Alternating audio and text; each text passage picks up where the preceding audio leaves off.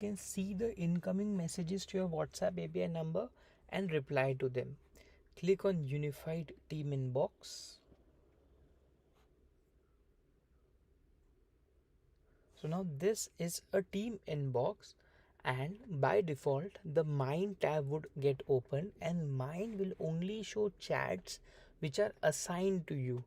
You need to simply go to all, click on all.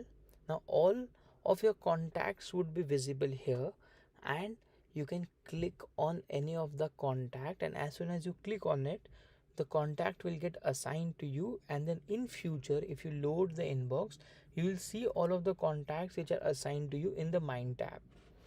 Next, the user's WhatsApp name comes here by default.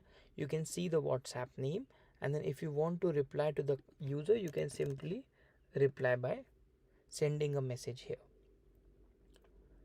The second important thing is, if a user is assigned to an agent, the automations won't work, the bot flows won't work.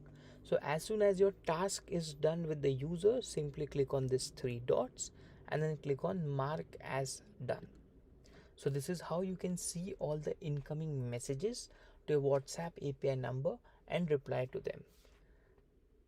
One more very important information: if the user the time from the user's incoming message has crossed 24 hours, or they have not initiated any message to you, then you can only send template messages to the user.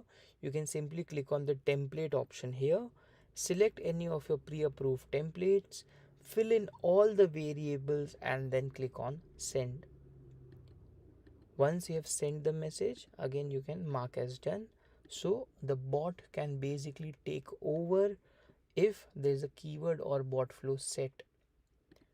Thank you.